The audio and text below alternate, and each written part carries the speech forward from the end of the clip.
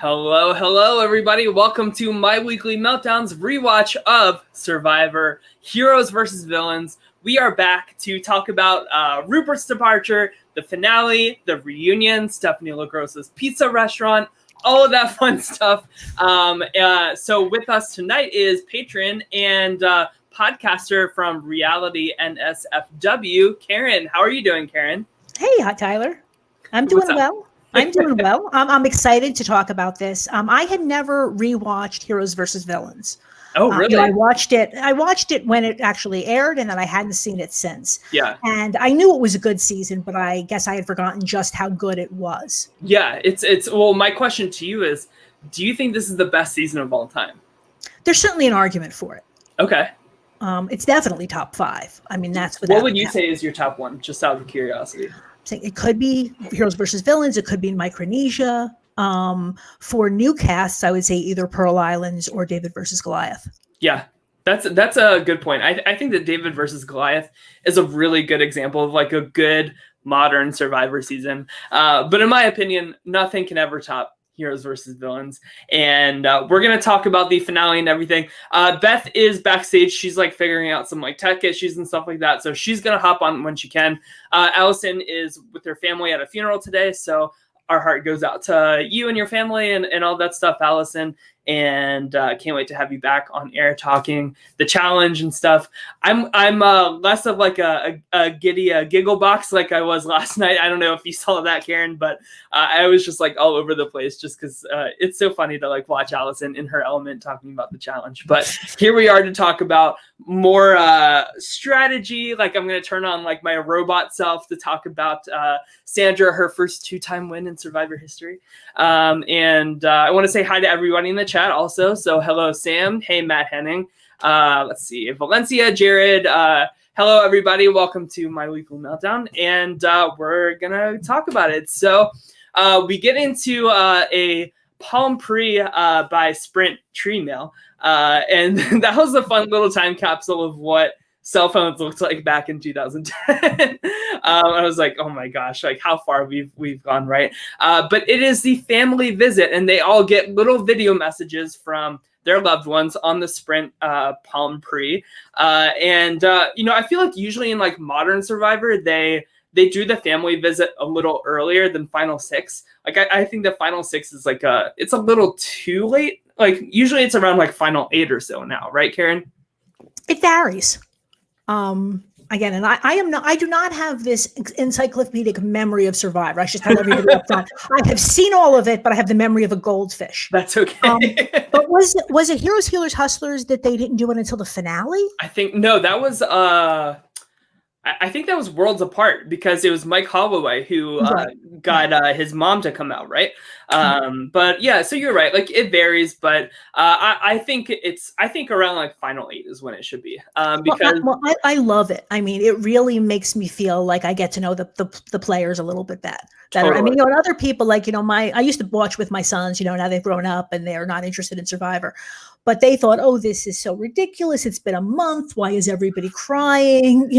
But I love the family visit. And so, yeah, I would like it earlier just so that I get to see more people's families. Yeah, exactly. I totally agree. And to anybody that does say like, oh, it's only been a month, like, shut up. Like, put yourself in that situation and you will be crying, like wanting to hug your loved ones as well. So if you're going to comment that, this is not the podcast for you because I agree with you, Karen. I think the family visit is always good. And you're right. Like it's really good for like moments to know these people outside of the game and, maybe sprinkle in a little winners at it here.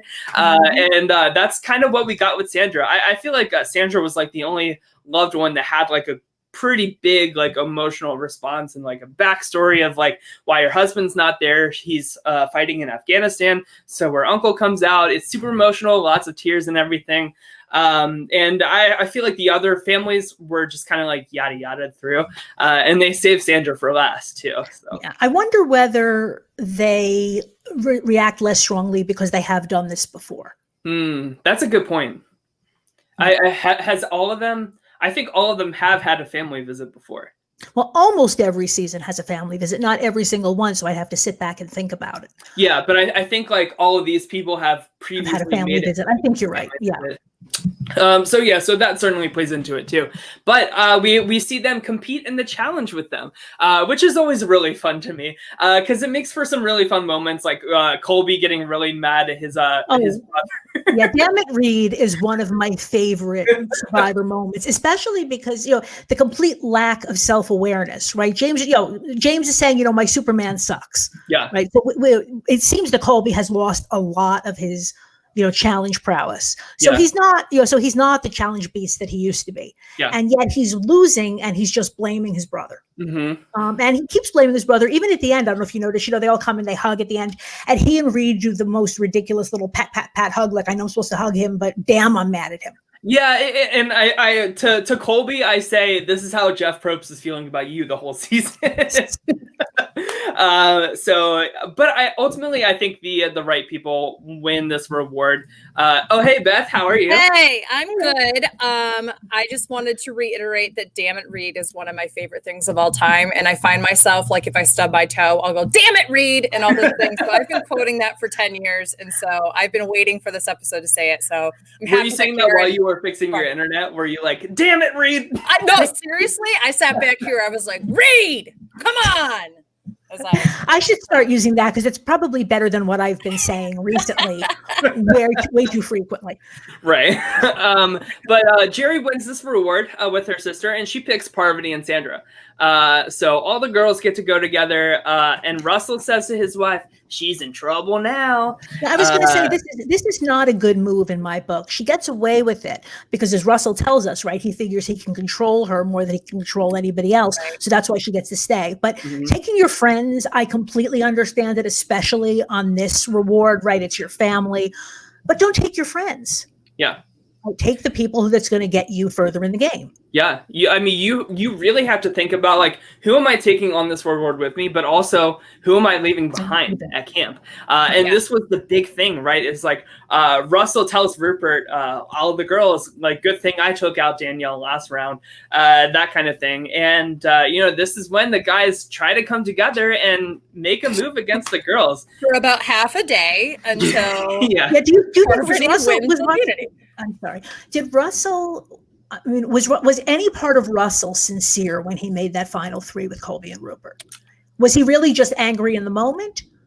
Or... Well, I think that this alludes to what people were saying about him in the reunion, which is that he's very hot-headed in a moment. He's very reactive, and then he makes these kind of proclamations and sayings and such about, like, what he's going to do. So I wouldn't be shocked if this was sincere to him in the moment. But as we know, sincerity with Russell is very fleeting. It's all about what is best for him in any given moment. So I think that he was legit about that and wanted to vote out Parvati. It just didn't I just don't think he was willing to part with Jerry or Sandra yet, because he could see the writing on the wall that they were going to be people who would bring him farther, and that if he kept the heroes, he's got to make sure he's in the finals with all villains, really, in order to keep that win. Right, so that's what I was thinking. Yeah, in terms of making this final 3, I understand he was pissed off at Parvati, but making a final 3 with somebody that that you're actually not going to bring to the final 3. Yeah, right. I mean, if they had proposed it, then of course you say yes. Right. Yeah. But like Jerry's like not totally unaware that like this is gonna cause a rift too. We hear her say like we left all the guys at camp. What else does she say? I'm like looking at my notes right now.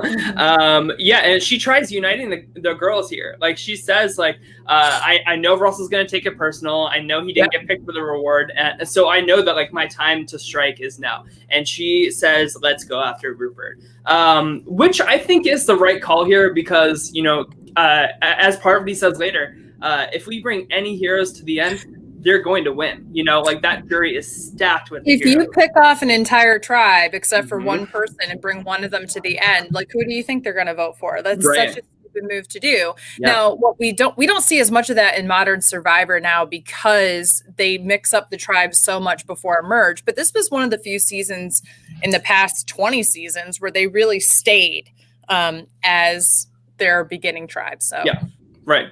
And then, of course, like once they get back to camp, like there's like a little tension, and of course that's only encouraged by Rupert super loud at night, sawing wood, chopping it, kicking, and I'm like, oh my god, this is such a Rupert segment. And Jerry says, I don't know if it's incredible cockiness or complete stupidity.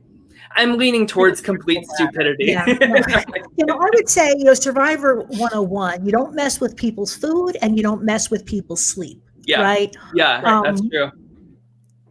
And if you're going to mess with people, you mess with them strategically, not in the survival aspects. Right. Right. I'm fine with messing with people's food and sleep deliberately, but just being clueless.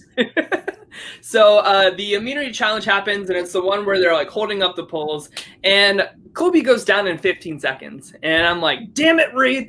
Like, of course, like, but before Beth, you hopped on, I said, how Colby felt about Reed is how Jeff was feeling about Colby. I mean, that's why they did so many cuts to him so that Jeff could have those sweet moments of being like, he's been like this the entire time, Reed. Reed, it's not your fault.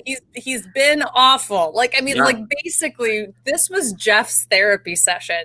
Yeah. Jeff is also saying my Superman sucks. Yes. Yeah, for real. Donaldson, what happened to you? So it comes down to Parvati and Rupert, and Parvati wins the immunity. And this is yet another time where she really needed this immunity, and she pulled out the win. I really think she would have gone here if she didn't win. But of course, like that puts like a huge hinky in the guys' plans and stuff because Russell probably doesn't want to take out Jerry. He still needs her to a certain extent. I don't think Rupert like really wants to take out Sandra, even though they're like fighting in this episode. They still have like a good like working relationship. So. It is Rupert's time here, and that's only fueled by like all of the fighting that Rupert and Russell have had. It's very easy for them to split, even though like they had this like final three alliance and stuff. And of course, like while all this is going on, Russell and Sandra and Parvati are like all instigating each other, right? Like he's like, "Are you with me or are you against me?" And she's like, "I'm against you, Russell." I do love that moment. You have to do it. You have to do it the way Parvati redid it, which was to take the little bamboo place. I'm against you, Russell. Which is when they go back and they show it, she actually didn't have that in her mouth at that moment, but she so did throughout the rest of her conversation. Yeah. It was such good. I mean, this is Sandra's strength, right? She doesn't take any shit, and she knows exactly how people are going to react to things and know exactly how to push their buttons and when she's going to be safe. She had an idol. Nobody knew about the idol. She knew that she wasn't going anywhere. So why not take the clothes off the Emperor while she can? Right, exactly. And I just have to say, like, Colby during this tribal council is like the most pathetic thing. Like everybody's like engaged, and like Colby is literally just like this, like sitting on the side. He doesn't say any. I honestly forgot that he was even there, and like the camera was like cropping him out of like every shot because he just like literally doesn't matter at this point. My mom literally went, "Oh, I forgot Colby's here." Yeah, exactly. Yeah, like you would think that this was like 5 people at Tribal because he's literally like on an island of his own. But Sandra plays the idol here. It's the last Tribal Council that she can use it. So like, I hate to go home with the idol in my bra. I was mad at her though, because earlier she had said in a confessional that, I might not even bring it. And I'm like, girl, if you have an idol, you bring it to every damn Tribal Council because you never know when you're going to need it. And if she hadn't played it here, then I wonder what would happen to final tribal, because she could say, well, I had an idol and I never needed it. But then people are like, yeah, show me the receipts. Yeah. I think that Sandra's a queen at understanding how to make it into the edit. And I think that she was always going to bring the idol with her. But by saying, I don't even need to bring the idol with me tonight, when she probably knows that her name is out there, that's a best way to get yourself into the edit. But I'm with you though, Karen. That is so frustrating to watch and to hear. But I do have to say, I think what she said when she played the idol, that is what you can do in order to play to the jury a little bit more. Oh yeah, no, that's what I'm saying. You can say, this thing made me nervous tonight, but I'm fairly certain I'm not going home. But let's just make sure that's the case. Because if you say I'm fairly certain that I'm not going home tonight, and you're right, then you just said, it's the last night to use it. Why not? And at the same time, you said, I'm fairly certain I'm not going home. You make Russell feel a little bit better because he comes back from that travel being like, you didn't have to play it. It was a bad move. Like, blah, blah, blah. And he's like all upset because he didn't know one piece of information in the game. And Parvati points out that hypocrisy. She's like, you played the idol right away when you found it and you didn't tell anybody. Like, you're the one who burned the idol first. Pointed that out too. And like, again, this is another situation. I feel like it's literally from that vote out that really tilts Russell in a way that makes him just lose the rest of the game. They make poor decision making one after another. Because again, to like what they say in the finale, like you can make it to the end. That's half the battle, but can you win over jury? And he can't. But what you're seeing here is just the way he's just treating people. And I do wonder if a part of him said, I mean, we do know that he eventually gets out Jerry because he thinks that's best for his chances of getting votes on the jury. But there is a part of me that thinks like, does he after this argument with the two of them feel like, oh, these two will never vote for me, so that I need to go to the final? Is that the moment that makes him realize that Jerry's got to go so she could be on the jury? I think that Russell knows that his power is a sinking ship at this point, right? Like he even like makes it a big thing that like Parvati like knew about the idol even though she didn't. You know, he's like, you lied to me. You lied about knowing about the idol when like it doesn't even matter. You know what I mean? Like that doesn't change anything in the game. It only presents an opportunity to make you look like a fool. But he is so like narcissistic, like such a cult leader that like it chillingly reminds me of a certain president that we have right now, just in terms of like behavior and like cult only leader. For 6 like, more days. Yeah, right, exactly. You but know, like Russell is a bully, and he's not having used to people standing up to him, especially women. Yeah, right? exactly. I was just gonna say, Sandra looks at him and says, you know, I'm against you, Russell. He doesn't know what to do with that. Yeah.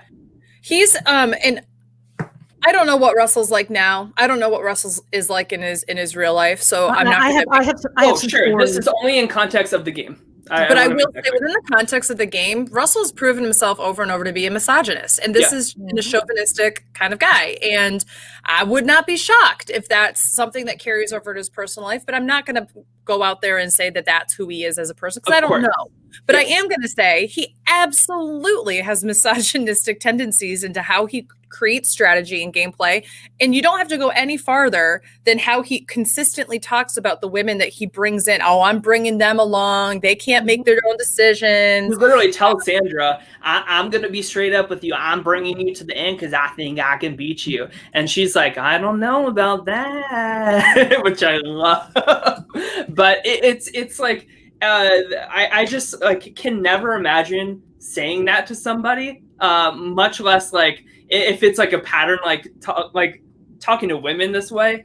It's very like even when he was telling Rupert, like, thank God I'm the one who took out Danielle last round. You know, like him like claiming that like he's the only one that voted at that tribal to get Danielle out, right? Exactly. When it's like actually the heroes felt the temperature in the room and went with Danielle. So if anything, they did it more so. No, I mean, in Samoa, right? Russell keeps talking about his dumb girl alliance, and it was offensive then too. But at least they kind of were dumb, right? Then he comes to Heroes versus Villains, where everybody's played before. You know, some people have won, and he thinks he can treat them the same way.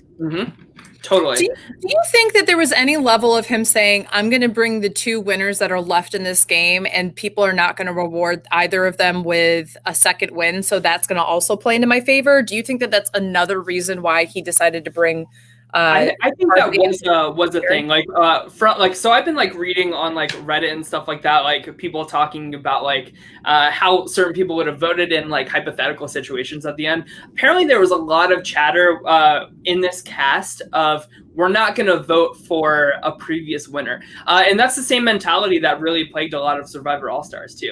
Right, but this really shows then all the more so, right? So Russell doesn't get a vote, and he doesn't get a single vote against two former winners.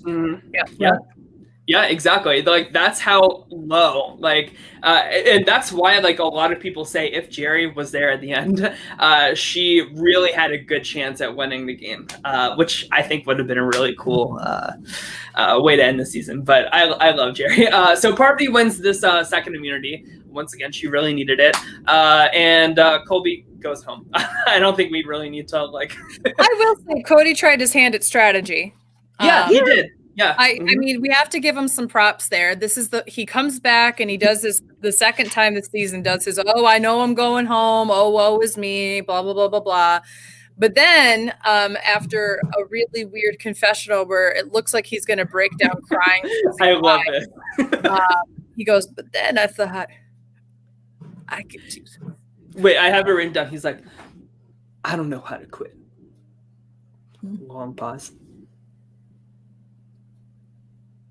So when the time is right, I struck. It's like, in this confessional, like you could have done that whole plan, but instead you decided to look off to the side in a forlorn manner. My boyfriend, like 3 times throughout that confessional, that pause was like, what is happening right now? What is the TV broken? Like what is going on? I don't think Colby did not have any chance, I don't think, because like you said earlier, Beth, right? If you take a hero to the end, they're going to get all the votes, right? So, but I'm glad that he fought back. Yeah. No, absolutely. And I do think that that's the one thing I really wanted to talk about. We can talk about how disappointing Colby was this entire season. And I think that this will go down definitely as his worst season, even though he made it farther the second time around. But and it was interesting for me to remember, for whatever reason, I always forget that Colby makes probably the first dumb decision out of all of Survivor, which is to bring Tina to the end. He's the original Woo. Yeah, he's the original Woo. And he's like the first person to do that. Excuse me. And I really think that it was an interesting final 5 to have 2 runner-ups, 2 former winners, and then, Jerry. Yeah. Jerry had such an interesting arc that it did make sense. And the fact that she played with Colby before a couple times. Like this also just, there's that connection too. So it just makes an excellent thing to see him come in and like try his hand at strategy at the newer game at the very end and try to save his life. So I give him some props for that. I just wish that he had done that more consistently and that he had tribe mates that maybe had on their shoulders. I think that he's just so old school, right? Like we hear him at the reunion say like, I really miss like the adventure aspect of it, like that I had in Australia and I had in All Stars. Like there was no like going fishing, like and like jumping off like cliffs into like waterfalls and stuff like that. Like, and that is just so like old school Survivor wrapped up in like one complete sentence. It's not bad. It's just different than where the game certainly is now. But even at this point in Heroes versus Villains, like it's very clear that like the Russells and Parvati's are the way of the future in terms of like strategy and winning for Survivor. So I was really excited to see the Rites of Passage. And I tweeted about this. I was like, I know this is an unpopular opinion, but I really enjoyed the Rites of Passage. Like it really, to me, like flushes out like these people as characters, and it just is a nice chance to just like just relax, like enjoy like the journey we've been through here on Heroes versus Villains. I know. What do you think, Beth? Well, and especially on a season like this, right, where we have relationships, I think with all of the characters, you may love them, you may hate them, but you have something to think about them. Yeah. Right. I really enjoy it. I like those two, and here's the main reason why. I always liked that you got a little bit about who they were and like what the final 4 or 3 or whoever was doing thought about those characters, because to your exact point, they flesh out the characters. But we're now at a point where we rarely hear from people in the reunion if they didn't make it to jury, unless there was something big that happened. And this just gives them one more moment of like, I was a part of the season, and to have some reflection. I always used to love that they would take the time to be like, no, these people came out here, they tried their hand at adventure as well, whether they were first out or first one at the merge, or, were voted out last time, they deserve to be recognized for being a part of the season and taking a chance. Yeah. And I think that that's a little bit of the fact that we've lost that also is indicative of where Survivor is now, that it's not about the adventure. It's more about the game show television. Show. Like that's what I'm saying. Yeah, we don't have the opening, we don't have the opening credits. We don't have Rites of Passage. Right. We don't have anything that allows us, like you said, to kind of character moments. Relate to each of these characters. Yes. Yeah. It's less about relating to the people on the island and more about the dramatic moments that happen. And I think that this is, I will also adjust and pivot and kind of devil's advocate myself in a way, in saying that they are trying to do more storytelling through more organic conversations, whether it's through the talks of racism that Jamal has with Jack in Island of the Idols, or if it's like about Me Too movement, or if it's about gender equality, or whatever the case is. However, like those other tidbits, the intros, the these rites of passages, these kind of things make for the game. And I would implore the producers, even though I'm sure they'll never get to see this, to please make Survivor an hour and a half long. Like, yes, I had heard. Did you guys hear this before Winners at War? I had heard a rumor that it was going to be 90 minutes, and then in the end, that was a big rumor. That was so vicious to me. I so wanted Winners at War of all seasons to be 90 minutes per episode. Exactly. Yeah. Well, actually, Adrian Celeste on Twitter pointed out to me he wishes the Rites of Passage just came back for Winners at War, and I think like that would have been the perfect chef's kiss time to bring that back, right? Like I get chills thinking about how good that would have been. I think the reason for that again was because of Edge of Extinction. So they're not really out of the game. So can you really do the Rites of Passage? And I mean, the answer is yes, of course you can. But I'm trying to think what the producers had on. They've gotten camera time every week essentially since they got voted out. Yeah. So they do the Rites of Passage. I'm really happy to see that Jerry is the one to light the fire at the end. She is the original villain of all of the villains here. So I just thought that was a cool way to honor that. And then we get to the last immunity challenge, and it is literally a photo finish, right? Like I have the screen grab here. Like this is how close Russell and Jerry and Parvati's hand is like right over there to the side. Like everybody is so close. And I'd love to play these like what ifs, like what if Jerry gets the immunity here. I looked on Reddit and the consensus is that Parvati would be voted out here. That's what I would have thought. So if that's the case, we're looking at a Jerry, Sandra, Russell final three. And I actually think that Sandra still pulls out the win here. I think that she gets 5 votes and I think Jerry gets 3. And I think Parvati actually votes for Russell in the end. I would be really interested to see if Sandra gets as many votes. Because you have Parvati and Russell, who were such a twosome in the jury's eyes, I'm interested to see, does Russell get any kind of redemption because Parvati gets to go back and tell a little bit more about his story at Ponderosa? Does she do anything to help him at tribal council? I mean, it'd be interesting to see that. It would be also interesting to see if Jerry gets a lot more respect over Sandra. I think the heroes really wanted to vote for Sandra, so I do think that she still absolutely gets some votes. But I do think it'd be a toss-up between the two of them, and I do think that Russell gets a vote or two. And he gets Parvati's vote. I absolutely agree with that. And then maybe Danielle, like you said, she goes to Ponderosa. She schmoozes people. I looked at Jerry's Ponderosa video to just be prepared for this conversation, right?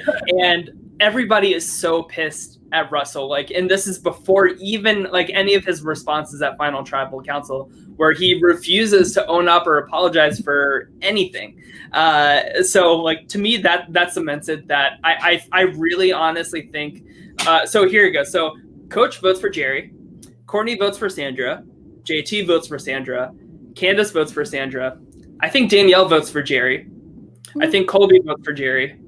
I think Rupert votes for Sandra. I think Amanda votes for Sandra.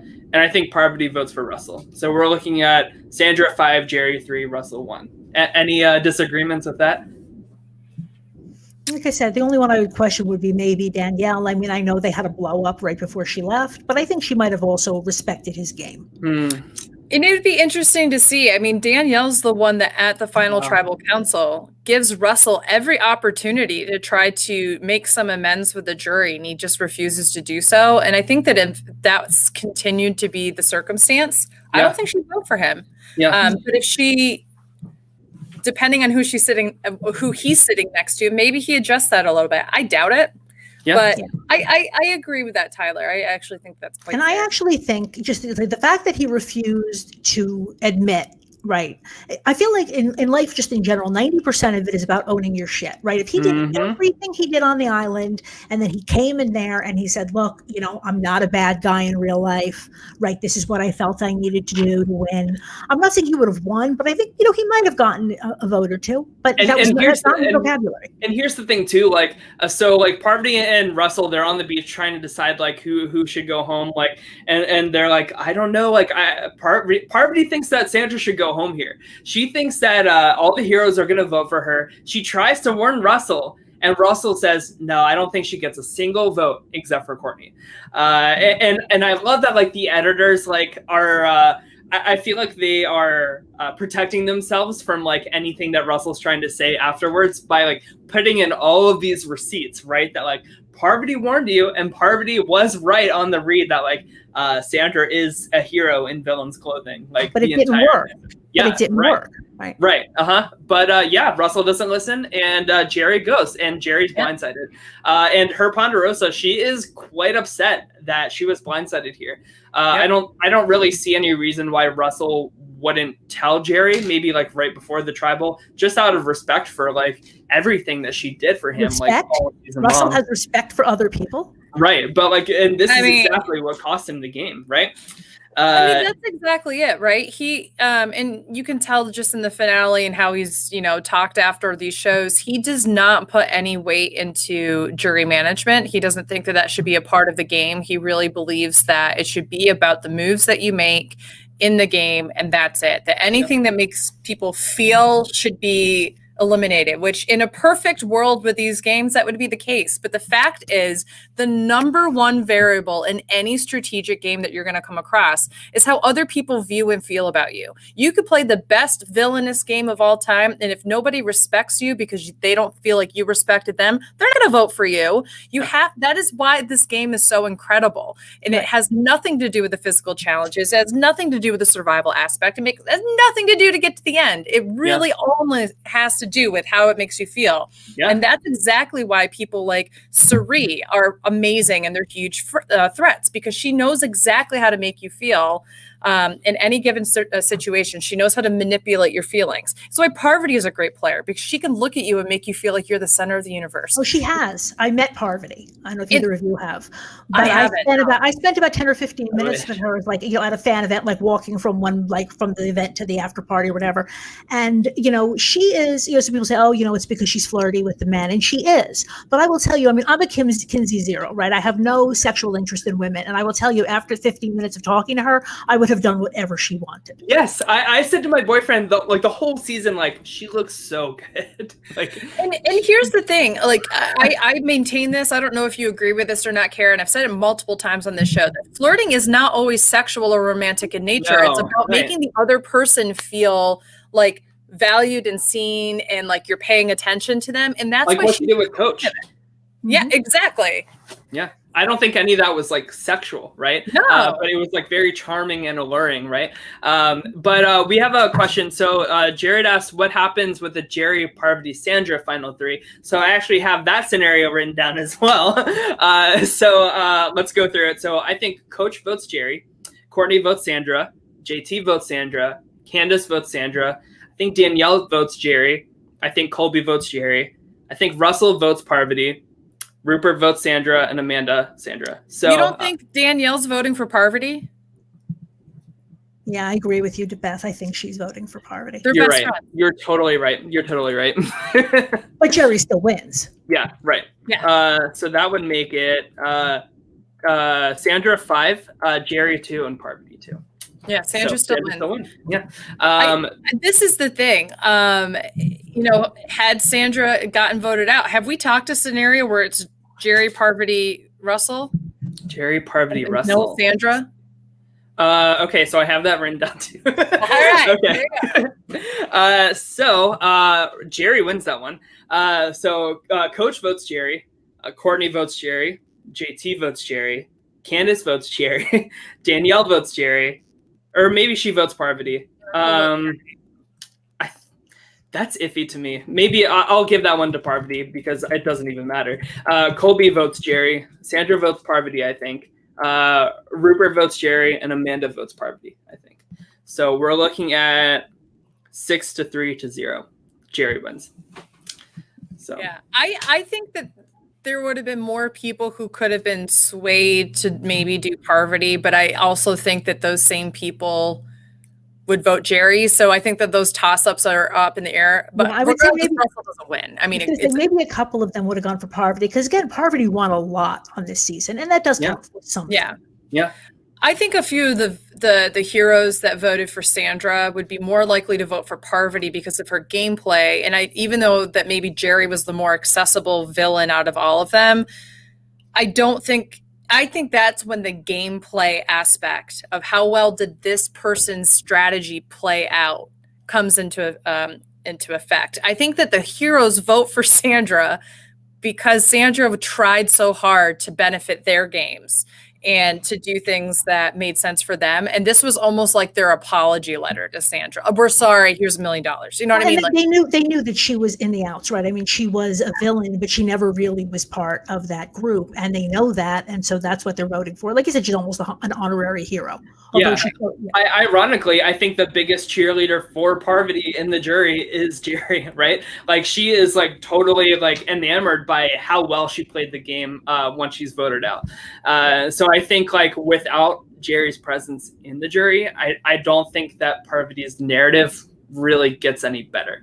Kenny makes the point that literally after the merge vote, Sandra won this game. And I think that this is a really like just a great observation that, you know, after that merge vote happens and we see how dirty, you know, Parvati's willing to go and that Russell's willing to go, that really, you know, Sandra got dirty too, though. I mean, actually, that was she did. He threw a fedora in the fire. But I was also going to say, just going back, you know, a few weeks, Sandra would have gone if she had not gone to Russell and lied to him about Coach.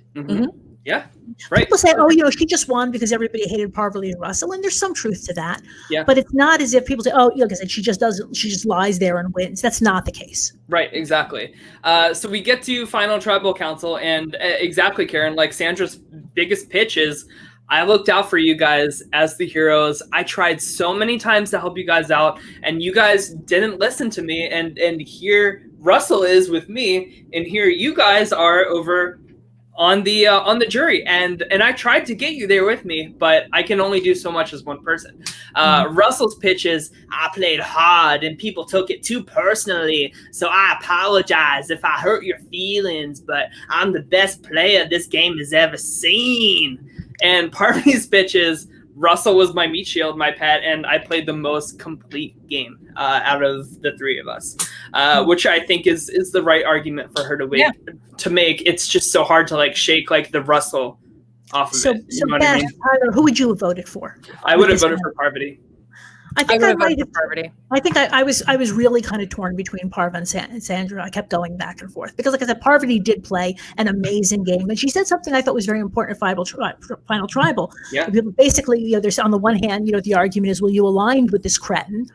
How do you pronounce that? Anyway, Cretan. Sorry. And Parvati said, I had no choice. On day one, 7 people on my tribe wanted me out. He was the only person who aligned with me. Yeah. And I think that's probably right. I think that that's so true. I think that upon this rewatch, I think in the past I've more thought of this as I would not say quite as much a bitter jury as much as like it was more about seeing the other two lose to give Sandra a vote than to like make Sandra a winner. Yeah. But watching this again, I mean, I really do think that Sandra just has such a good way of explaining her strategy in a way that says, listen, you guys messed up, but it got me here. And I had to take my losses and I had to turn them into wins for me. Totally. And that is really endearing to hear. That's the vulnerability factor. You don't win a competition reality show without some little vulnerability factor there.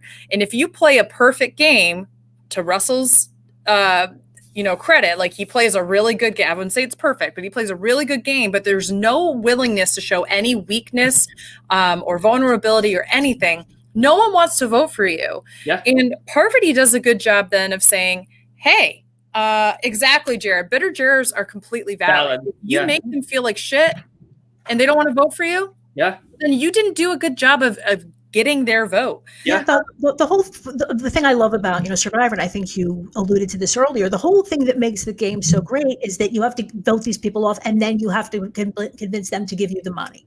Exactly. Yeah. And it's the convincing them to give you the money. You got to be doing that when you're playing the game with them. You have to set them up so that when they're on that jury, they don't feel bad giving you their vote, because there would be very few circumstances where people have won purely because of the way they won and not because of the way people made them feel, in addition to the way they won. Sandra played a really good under the radar, underdog kind of game. She made moves. She explained some of those moves in Final Tribal Council. She didn't explain some of the moves as well at Final Tribal Council. Like, she didn't bring up at all the move that she did with Coach. Yeah. And that is a perfect example of saying, I knew exactly how to play Russell over here. I wanted him out, and this is how I did it. Tell me that wouldn't have gotten her a vote or two from Parvati. Like, if she had just done something like that, right? But she didn't need it. But it's just one of those situations where you have somebody who's willing to say, oh, these people don't like him, so let me pile on and let me tell them exactly how.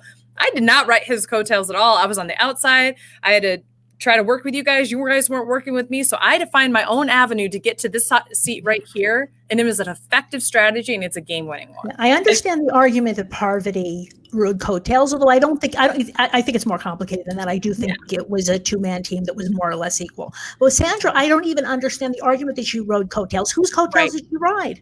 Correct. Right. Yeah. I mean, like, if anything, she tried not to ride coattails, but people just didn't listen. And I also think that, like, the theme of heroes versus villains really helps Sandra here as well. These heroes, like, really fall on their sword, or so they think.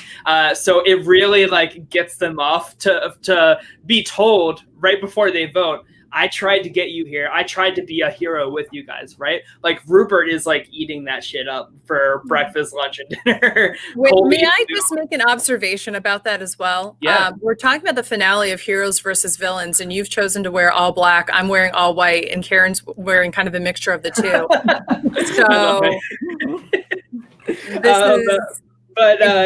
So of course, like, I want to talk about Danielle's moment here, because this is when I think, like, if Russell hadn't lost before, even if I didn't watch Jerry's Ponderosa and see people talking at Ponderosa about how disgusted they are with Russell, I mean, like, JT and Rupert are literally calling him, like, a piece of shit while they're, like, getting in the van, like, going to the final tribal. Danielle says, it's clear that there's been a lack of skill in jury management. Would you change anything? And Russell says to her, I don't regret anything. I'm not going to tell you what you want to hear. I'm going to tell you the truth.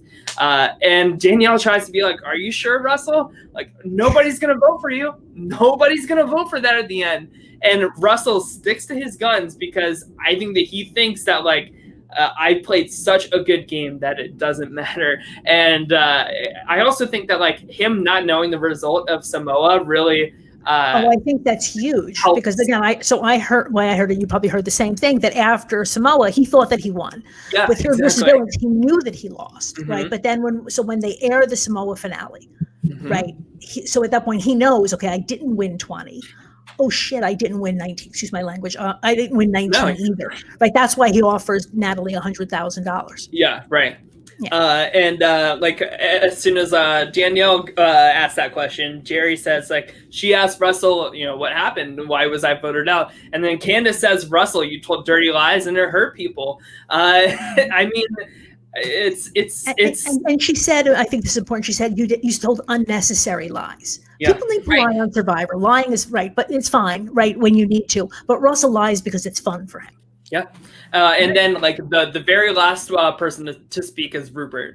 And he says, I want to apologize to you, Sandra. I want to apologize for not believing in you more. I was swayed by a disgusting human being. I want to say thank you for all the heroes tonight, whether they give you their vote tonight or not.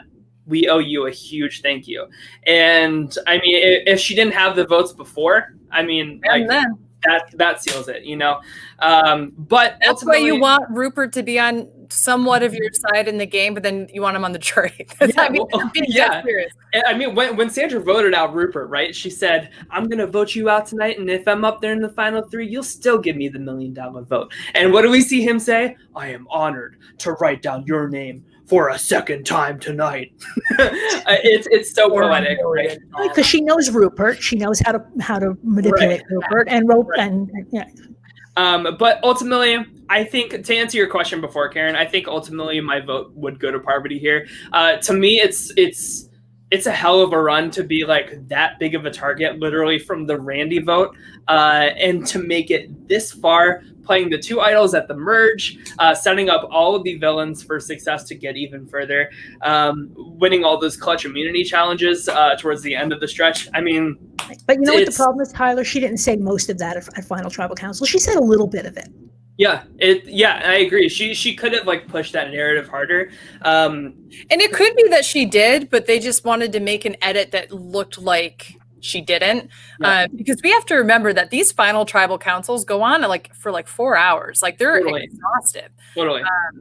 So we're seeing just a very small snippet of them. And I 100% agree with that comment, Henning. I really think the combination of Candace, Danielle, and Rupert are what secure Sandra a win. Yeah, so Henning says, I think Candace really put the nail in Parvati's coffin. So she said, I feel like you and Russell were in an abusive relationship, and I can't support that. I'm voting for somebody that I can respect and that can try to get themselves out of that abusive relationship. So that's tough to wash your hands of. You know what I mean?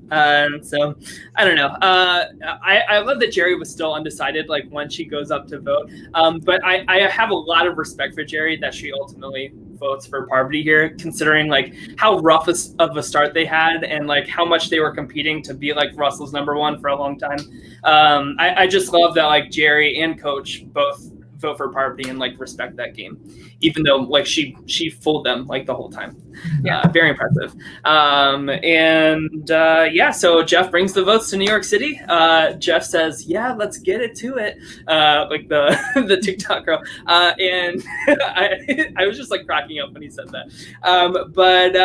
So the final vote is 6-3-0. So Sandra is the first two-time winner in Survivor history, only to be followed up in 2020 by Tony in Winners at War. So very impressive. The Queen was always going to be a second winner since they're all winners. So it'd be interesting to see if we ever get a second winner or a two-time winner from another the first two times that they played. I think it's extremely hard to do that. It really is, because you do have because you have such a big target on you just because you are a winner. Like I said, I think your only chance is, like you said earlier, Beth, if somebody brings you to the end thinking that you can't possibly win. Yeah. Right. So and that's have to like go ahead, Beth. Quickly say, Tyler, I mean you also just brought up a really good point that we should just talk about too. Like, it took Tony 3 times to get his he won the first time, played a second time, did horribly, which probably was the best thing for him for Winners at War, honestly. But Sandra comes out here 2 out of 2 times, and then loses her third, loses her fourth. I mean, that second boot in Game Changers is a big like thing that a lot of Survivor fans like yada yada over in terms of like Tony's like magical unicorn of it all. But we know that I'm not the I don't think Tony's like the best to ever play, and I don't think that's close. But played an incredible game in Winners at War and deserved absolutely. But I don't think he played an incredible game in Kage-an. I think that he's overrated. On the other hand, I'm kind of glad that Wu is not a Survivor winner. You know, so I don't think Tony that season so bad. I don't think Tony ever succeeds without a Sarah or without a Trish. You know what I mean? And the one time that he didn't have that, he gets second boot. So that's my opinion, but I respect people's love for Tony. I get it. I understand it. So in the reunion, Jeff asked Russell, is Sandra the best player? And he says, socially, no. Physically, hell no. Strategically, her game was only to get me out, and I made it to the end. And then like he just goes on this long tangent of, there's a flaw in the game. There's a flaw. I'm going to point it out. America needs to have a percentage of the votes. And like, I love that. Like, Sandra goes, "What the fuck? If they had a percentage of the vote, you still would have lost." yeah. They did like a pan out of the whole cast, and Rupert is like applauding that. Like, he loves it so much. Yeah, and I think Probst is right here, and I hate to say that sentence. Probst is right, but yeah, right. you could do this if you wanted, but it would be a different game. Mm-hmm. Mm-hmm.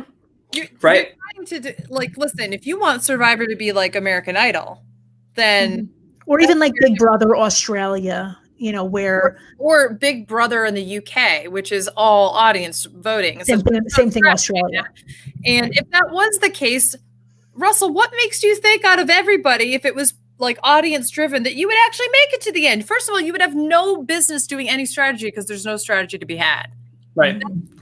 That's just being honest. Yeah. Have people there would be no reason to play the game at all. The whole point of the game is to try to make it to the end and see if those people will respect your game enough. And if you don't make it a respectable game, then you don't deserve their vote. Sorry about it. Yeah. And I don't mind Russell winning fan favorite, because to me, that's the person that you enjoyed watching, that's fan favorite. It's not necessarily the person who wins the best game. Plays right. Exactly. And I love that Jeff asked Tom Westman, who's like a challenge beast, right? What does it mean that Sandra doesn't win any challenges and wins twice? And he says, whoever wins the season deserves the win for the season. And I have a lot of respect that like him, like a challenge beast, and like totally like the opposite of Sandra's type of play, right? Can respect the win. I don't know. Russell, he just like goes on, and like Jeff says, like, listen, like, do you not understand what jury management is? And he sticks to his guns. He says, I don't care about that. What's that? He just doesn't answer the question. He's still trying to give his own tirade. And until Boston Rob goes, no, he doesn't care about that. Like, he cares about making it to the end. But if you can't get their votes, you can't win. Right. He says he plays to get to the end, not to win. And if given the opportunity, I'd gladly go back and kick your ass, which is exactly what happens. And that's how we get Redemption Island. And Redemption, let's be 100% honest here. Boston Rob didn't kick Russell's ass. His own tribe kicked Russell's ass. And then he went for it. And then he went to Australia, and another tribe kicked Russell's ass. I don't know if you saw that. Yeah, he was on Australian Survivor, and he was the first boot on that as well. So Russell has as many first boots as he does final tribals. There you go. I do want to say a couple weeks ago, I posted a poll on Twitter that got like 500 responses to it. So it was actually pretty interesting, where I asked, is the winner of the season, like Survivor or Big Brother, always the best player of that season? And I'm interested in your responses. As you're responding to that, I'm going to bring it up so I can tell you what the responses, the poll response was. Okay. Ask me the question again. Is the winner of a season of Survivor, for example, always the best player of that season? I agree with Tom. I think it's just kind of, it's tautological, right? If you won, it's because you gave the jury what they needed to feel happy about voting for you. So in terms of, are you the best player? If you're saying the best player, are you saying that if we put you in, 100 games of Survivor, what percentage would you win? Right. So from that standpoint, you might not be the best player. But in this particular season of Survivor, you did what you needed to do to get the votes. And so therefore, by definition, you're the best player. Do you understand what I'm saying? Yeah, I do. And actually, so let me give you the options I put on Twitter. I said, yes, winner equals best. And then I said, depends on variables. And then no, winner does not always equal the best. I hate falling on the middle that depends on variables, but and you'll be happy to hear that 49.3% of people said depends on variables. No, I'm going for yes. I'm going for yes, but I'm saying, but it depends on how you define best player. Sure. Yeah. Should have won this season versus, like I said, 100 Survivor seasons. How many of them do you win? Right. And that's where I think like Parvati to me is the more capable Survivor player out of like all three of the finalists and one of the best of all time. So I guess my answer to that is no.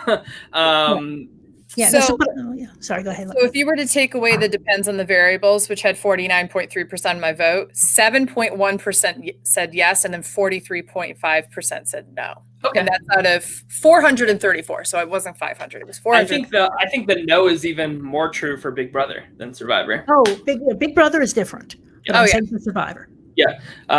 Just because of those like the power shifts and like the rules of like you can't play HOH. You know, like with Survivor, like you can win out technically to the end, right? With Survivor, you could also get voted out at every tribal council unless you happen to have immunity. Versus Big Brother, if you're not up for elimination, you can't go home that week. So exactly. So I say no on that.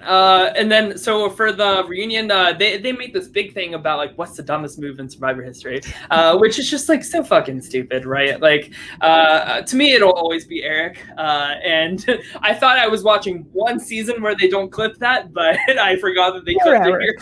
Poor Eric. And then Stephanie says, I don't feel so bad for Eric. He was kind of an asshole when I had to work with him. So yeah. And then they really just like kind of brush over the James and Stephanie stuff. Like they really give James an easy out, which I didn't really appreciate. But Stephanie, she uses her time to promote her nothing's better than a slice of filet mignon pizza, which her restaurant is now closed. So yeah, Probst did not enjoy that at all. He didn't. Yeah.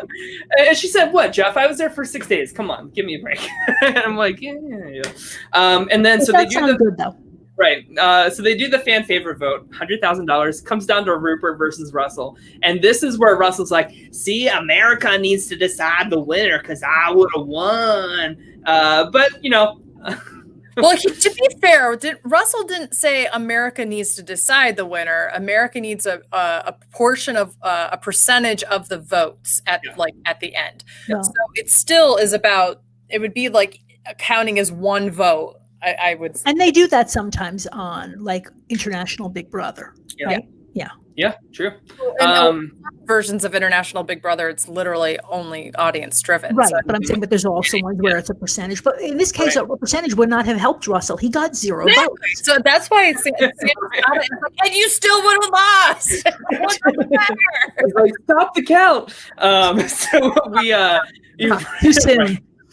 And then they do the Jen Lyon tribute, which is interesting considering that like Angie from the same season just passed away of cancer. So my heart goes out to her family and the cast of Palau. But I mean, there we have it. Survivor, heroes versus villains. I asked Karen before Beth you came on, but Beth, I want to hear from you. Now that we've rewatched the season, is this the best season of all time? It's not my favorite season of all time. I truly do believe that, in my opinion, the most entertaining season to watch because there's so many ebbs and flows versus this one really is more one-sided. And that's why I don't think it's the best season. I really think that Philippines for me is my favorite season. And it's not just because I love Denise Stapley. We know this. Okay. I truly believe it has an underdog story where a team gets, or a tribe gets completely knocked out. You have one tribe that wins every single immunity and yet completely dissolves as soon as the merge hits. You have all these different things happen. You have like Penner comes back and has some of the best moments. You have all these different aspects and relationships and challenges and all these different things. And I think it's fantastic. The only thing that sucks about this season is that Michael Skupin's in it. Yeah. Does really well. Other than that, I think that it's, in my opinion, that's my favorite season. That's the best season in my opinion. But I do think that this is absolutely a great season of Survivor. I don't say no to it, to like other people's. Like if someone says heroes versus villains, best season of all time, I'm not going to be like, you're wrong. I'm like, yeah, definitely. Yeah. I also have to say something that, I was with Winners at War. I never thought it was a fantastic season, but, people would really, put it down. And I thought that maybe they were being unfair, but then I went back and rewatched this and, this is better TV. It's not even close. Better edited is what it is. And I think that that's why I love this season. I think it's the perfect amount of hidden immunity idols, like perfect twists. I love that they don't do a tribe swap. They play it all the way through to the merge. I really wish they would stop like swapping it up every like round or two, right? I think that it was like the heroes did not play very well, but I thought it was pretty good TV, very delicious to watch them stumble and fail. Parvati just had a hell of a run that reminds me of Kelly Wentworth's run in Survivor Cambodia, which is also one of my favorites. I really think that for 40 seasons ranking, I really think Heroes versus Villains will be number one. I would be shocked if it's not. And it'll be interesting to see, what those top ones are. I've already had a few shakeups on my list of the bottom ones. Yeah. So True. I'm not going to just claim that it's automatically going to be number one. So, but I wouldn't be shocked if it is. So and I will say that Coach really, I was very enamored by him as a character on this rewatch. I just really he is just so entertaining to watch, and I really understood his frustration with Jerry flipping on him and stuff, and just how he is just such a fragile man in the best, most entertaining way, right? So did Coach Jerry ever date after the season? Because I was kind of rooting for that. I was shipping that. I don't think so, but I'm into it. Love that as a relationship. I don't know if they did. I'm into it. I approve. So what's interesting for me is that I haven't seen Tokachin since it came out. That's a season I absolutely need to go back and rewatch. There are moments that stand out, and I've seen clips and such, but I need to go back and rewatch that because I kind of just wrote him off on Tokachin's, I think most people do. And then I rewatched South Pacific a year and a half ago, and which I don't know why I put myself through that, but as I did, I just was I don't remember Coach being this villainous, honestly. He really is. And now I watch this, and you hear him at the very end of at the reunion where he says, I heard all the feedback about what I was like at tribal council, and then I really wanted to tone that down. And so when I thought I wasn't changing enough, I didn't know if I could change, which is why I broke down to Tyson and such.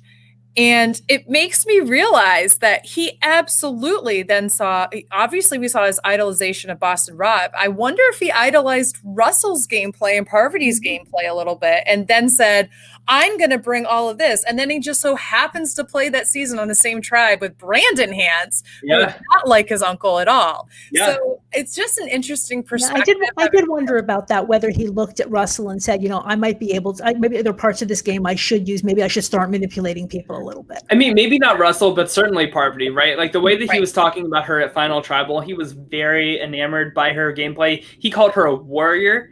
And he voted for her. So but I think that there's something to that, right? And so what he ends up doing with his tribe in South Pacific is very similar to how Russell and Parvati kind of ran their game, which was who are going to be my first and second in commands? Who's the person I can manipulate the most? He takes Edna under his wing, who's the outsider for the rest of the tribe. That's Russell taking Jerry under his wing. There's those aspects of it. And you can tell that Coach studied his season, his losses, and then said, there are things here that I can do to improve his gameplay.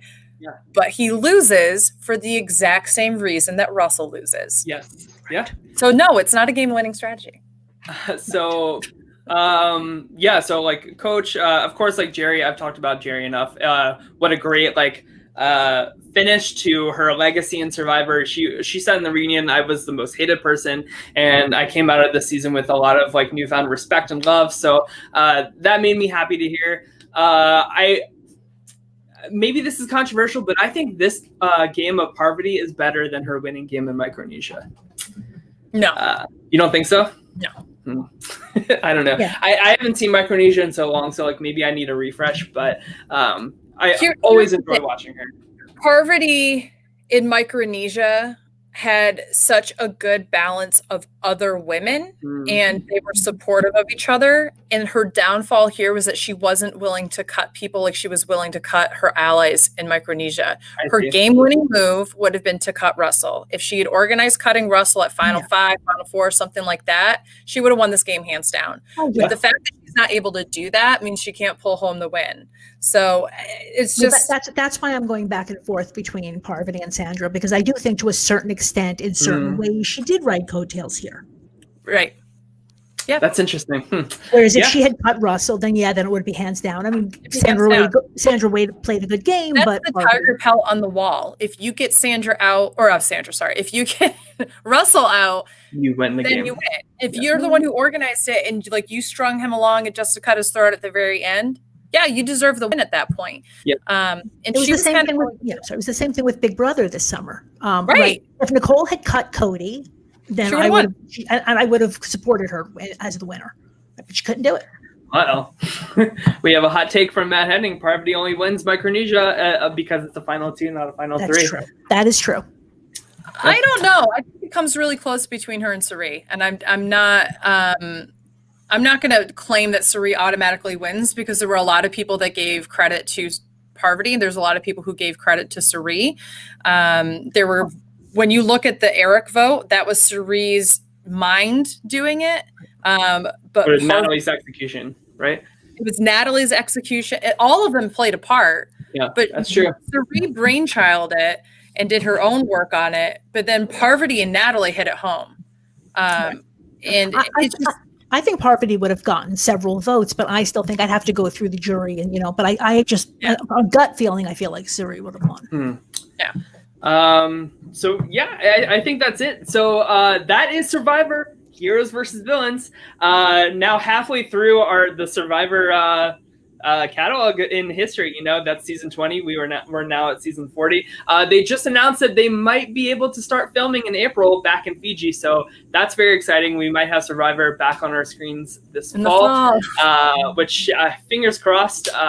This would be the first season they're filming after Island of the Idols, all of that stuff. So very interesting to see. And Winners at War. So very interesting to see where they want to take it next, because we're certainly heading into a new era of Survivor, I think, after Winners at War. But to round out our Heroes versus Villains coverage, we are doing a brand steal of My Weekly Meltdowns Heroes versus Villains, and I want to share the thumbnail for everybody to hype up some of the people that are going to be on there. So we have Davon, we have Adore Delore, we have Rupert, we have Christmas, we have Megan McCain, we have Finley, we have Baby Yoda, we have our favorite in the chat, Stephen Dangle. It's going to be a lot of fun to see all of these people on the island. We'll see who wins that brand steal, but that's going to be a patron exclusive show. Who knows? Maybe we'll post it a few weeks later here on the public YouTube channel. But those brand steals are always so much fun. A great way to close out the season. I want to see Bianca Del Rio on Survivor, even if it's only a brand steal. Oh my God. Could you imagine her? I would love her versus Jeff at Tribal Council. You stupid Jeff.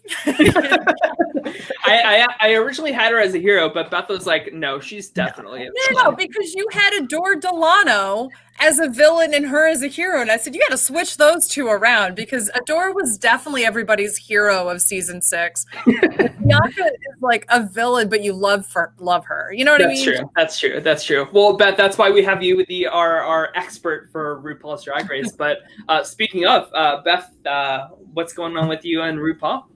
Yeah, so tomorrow night is episode 3 of season 13. So we'll be doing coverage on RHAP's RHAP ups. I work with Liana Boris and on Adwin, my dream team, RuPaul's Drag Race people.